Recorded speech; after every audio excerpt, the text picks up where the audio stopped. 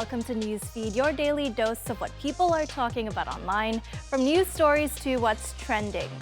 Spanish footballer Jenny Hermoso was welcomed with a thunderous standing ovation when she arrived on the stands to watch Atletico Madrid and AC Milan battling it out for the Women's Cup. In that Madrid stadium on Saturday night, a resounding message echoed through posters, temporary tattoos, and banners held by players. "We're with you, Jenny Hermoso." This was just a glimpse of how the past week's whirlwind events following La Roja's stunning World Cup victory have ignited a new fire in the ongoing fight for equality in women's football. The trending hashtag Se Acabó, which translates to "It's over," quickly spread across Spain, marking a pivotal moment akin to the country's own Me Too movement. But how did we get here? During the ceremony after the World Cup final, Spanish forward Jenny Hermoso found herself in an embrace that took an unexpected turn, a kiss on the lips from Luis Rubiales. Hermoso later reacted to the kiss, saying she did not enjoy it. The following day, Rubiales, who is head of the Spanish Football Federation, apologized, but his actions came under intense scrutiny from fellow footballers, the media, and even the Spanish Prime Minister. Some of them called for his resignation. World Football governing body FIFA initiated disciplinary proceedings to investigate Rubiales' behavior amid growing calls from the public for him to step down. Later, during an emergency meeting by the Spanish Football Federation, Rubiales, resolute and unyielding, declared that he wouldn't step down, and he even called the kiss consensual. Do you think I have to resign? Well, I'm going to tell you something. I will not resign. I will not resign. I will not resign. No. Wow, that's pretty resolute. The Spanish government then announced plans to start legal proceedings to suspend Rubiales, with the country's Secretary of Sport stating the desire for a watershed moment like Me Too. I can announce that we will suspend Mr. Rubiales from his duties as president of the Royal Spanish Football Federation. I think we are in a position for this to be the Me Too of Spanish football and for this to be a change, and therefore the government wants to warn about it, wants to be very forceful when it comes to saying that there are things that cannot happen again.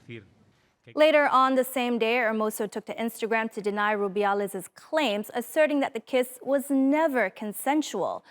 In a show of solidarity, 81 Spanish players, including the entire Women's World Cup squad, refused to play for the country's women's team as long as Rubiales stayed in his position.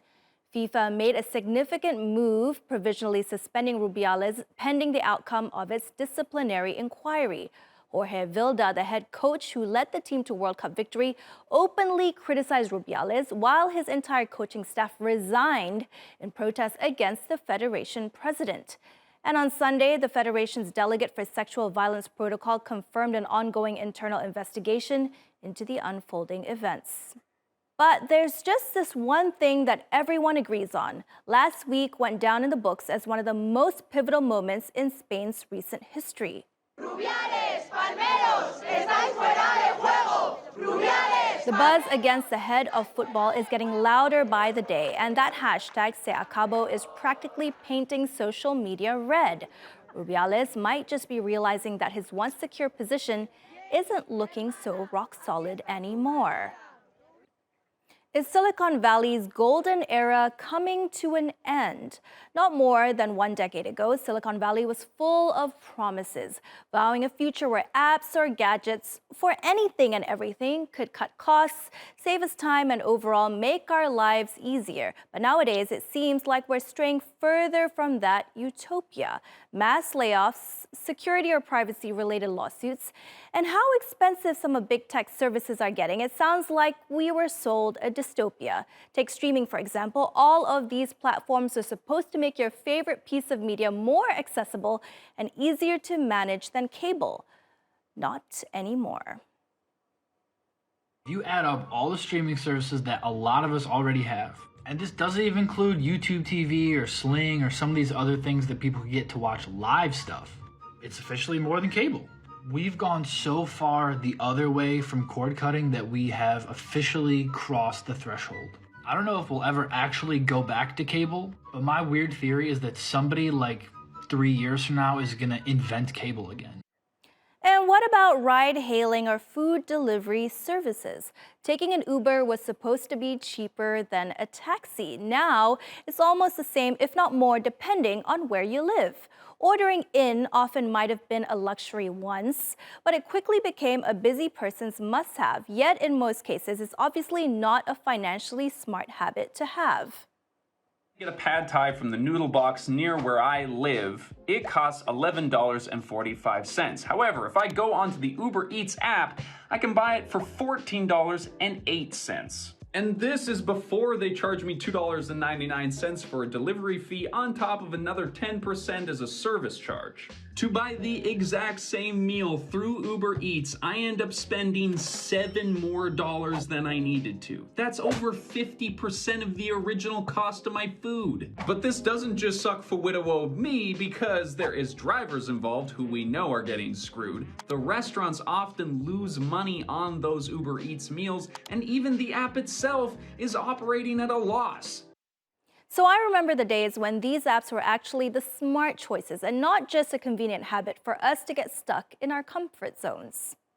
The decade after 2008 was a huge boom for tech startups and the venture capital space, aka the organizations giving these startups money.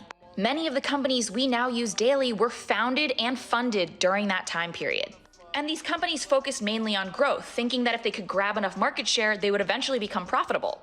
Back in college, a 20-minute Uber ride was only $14, and DoorDash was giving $5 coupons and free delivery for any restaurant just to get you to use them. And when these companies saw astronomical growth, even more VC dollars wanted in. Those investment dollars were used for marketing and literally subsidized the cost of these services for us. But the boom is coming to an end, and as fewer VC dollars go to these companies, they're going to have to enact layoffs, slow hiring, and do more with less. With no subsidy, these services are also going to get a lot more expensive for us. Speaking of the tech industry's shortcomings, it turns out Better.com isn't doing better at all. The digital home loan company has been struggling to stay afloat since it made headlines in 2021 when its CEO unceremoniously fired 900 people in one go via Zoom. If you're on this call, you are part of the unlucky group that is being laid off. Your employment here is terminated effective immediately. Are you kidding me? What does this mean?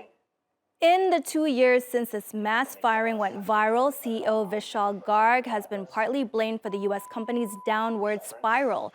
His toxic treatment of staff is a constant source of negative headlines and has done little for investor confidence. Then last Thursday, the company went public, but its share price immediately tanked by 95% to be worth around $1. Better.com had flourished during the pandemic, offering home loans at the click of a mouse during a millennial property buying spree. But those boom times are over, with mortgage demand at its lowest in more than 2 decades. The company has lost more than $1 billion in the past 2 years and axed 7,000 employees. That's 90% of its workforce. Better.com shares plummeted after its long-awaited SPAC merger, marking its debut as a public company. Initially planned to go public in 2021 with a valuation of $7.7 billion. The company's circumstances have since changed due to the shifts in the housing market and mortgage interest rates. After a business boom, Better.com faced challenges, leading to layoffs and negative publicity. Value has drastically decreased to just $1.25 per share and $2.4 billion market cap. While the brunt of Better.com's problems can be blamed on the housing market, some investors say CEO Vishal Garg's poor business decisions and brash management style is what's actually driving the company into the ground. It is not looking good at Better. Tons of top executives have already quit, employees are quitting in droves, and an employee actually reached out to me asking to remain anonymous, giving me all of the tea going on at Better. This is part of my message with that individual, that there's psychological warfare from Vishal going on every month. There was a investigation that promised absolutely no changes. People just would rather get out of the company, burn it to the ground, than getting the money that they invested into the stocks from it. They're afraid of retaliation. Supposedly, he's already pushed out all of the execs that stood up to him back in December. These blind articles are just flying through the company, listing out organizations that are going to be closed, lists of retaliation that Vishal is going to put out against people. It's crazy. Do you know how bad of a dude you have to be for people to be willing and wanting to walk away from your company, giving up their stock options and financial security? Better is toast. Almost 100 years ago, a newspaper published an account of a whale-like creature in Scotland, giving birth to the modern myth of Nessie, the Loch Ness Monster. While no conclusive evidence of its existence was found over the years, this didn't stop monster hunters from looking for it. In fact, this past weekend, the largest hunt in 50 years for the elusive Nessie took place in the Scottish Highlands. About 100 volunteers were scanning the lake waters on site, and hundreds more joined them on the live stream online. Some volunteers were scattered along the shoreline, flying drones with infrared cameras, while others scanned underwater for sounds with boats. Unsurprisingly, the creature had a bit of stage fright and shied away from revealing itself fully, but some lucky few might have caught a glimpse of Nessie. We did hear something. We heard 4 distinctive bloops. I don't know if it's the best way I can describe it to you. We all heard it. It wasn't just me, thank goodness. It was on the speaker system. We all got a bit excited. We ran to go make sure that the recorder was on, and it wasn't plugged in. And that was my fault, because I tested that equipment before I came on the boat, so I knew it was working, so I didn't turn it on. So I know, it's classic. Well, another type of creature has been sighted in Rome, where officials have launched an urgent intervention around the Colosseum and are cracking down on pests. No, it's not an errant visitor at the height of the tourist season.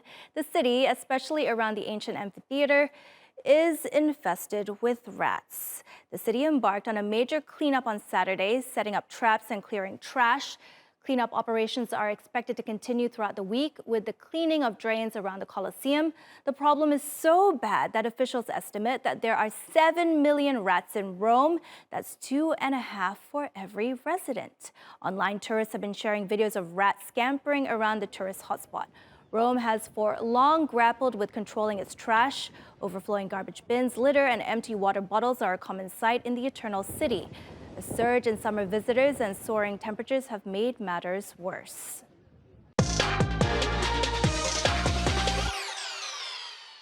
All right, on to what's trending. It seems like Disney rolls out a red carpet for a new film or TV show every time we blink. But let's talk about a megaton announcement that sent waves of excitement through the fandom. Percy Jackson and the Olympians is making its grand debut on TV. Now, if this rings a nostalgic bell for you, you're not alone. Either you're one of the millions who practically grew up alongside those pages, like my producers on this show, or maybe you caught the Fox-produced films from the 2010s. They weren't exactly giving the fans what they craved, though. Sure, Alexandra Daddario made fans happy with that blonde-haired return, just like they asked for, but still, the movies were heavily criticized for drifting far from the books and for some head-scratching casting choices. This time, the author of the series, Rick Riordan, steered the creative ship, and the characters are cast as 13-year-olds, right in line with the books. But again, social media was buzzing with intense criticism and racism aimed at Leah Jeffries, the actress bringing Annabeth Chase to life. Author Riordan stepped up to knock those complaints out and said Leah embodies every ounce of the Annabeth he wrote: brains, brawn, and bravery in a neat package. Fast forward to Percy Jackson's birthday bash on August the 18th, and Disney dropped a second teaser, exciting all the demigods out there. And oh yeah, they finally spilled the beans on the release date. That's December the 20th. The countdown's officially on. And that's our show. Find our latest shows on YouTube and subscribe to our channel. See you soon.